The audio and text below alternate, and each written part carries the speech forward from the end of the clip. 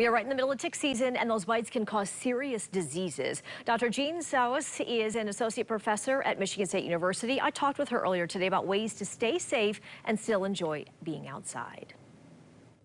It seems like there are more tick-borne illnesses, more ticks that we're aware of. Is that the case?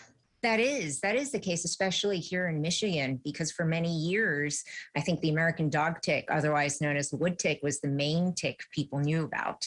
And then all of a sudden, the past 2 decades, especially where you are out there on the west side of Michigan, the black-legged tick has really just swept through and bringing with it Lyme disease and other diseases. And I don't know if you've heard, but the Lone Star tick has just recently become established in Southwest Michigan as well. And of course, we want to avoid this as much as possible. So what can we do to avoid being susceptible to these ticks? Right. So right now, there is no vaccine for any of these diseases for humans.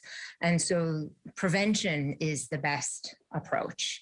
And so for that, mainly, first of all, know what risky tick habitat is. So tall grasses and forests. And so try to be aware of those habitats and, if possible, avoid going right through them, in the sense that if there's a path, take the path. Always take the middle of the path, because anytime you brush against vegetation, you have a chance of contacting a tick. Secondly, use an EPA registered repellent. You'll also want to make sure you check for ticks. So after you've applied the repellent and you're enjoying yourself outside, if you're out for a while, just check yourself every so often. Just try to make it a second, nature habit.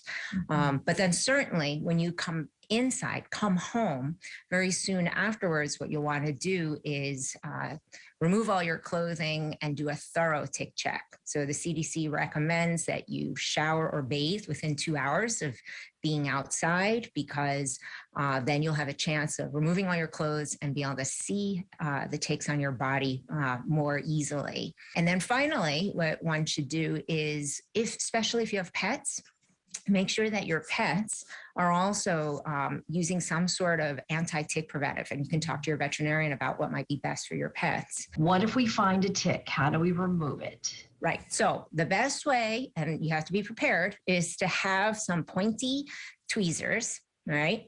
So grab the tick at the closest point of attachment and pull straight out. So you don't have to do any other, more fancy way that you might read about, but just pull straight out. And then importantly, have a Ziploc bag or some container ready so that you can put it away, put it in there, all right? Because we'll come back to that.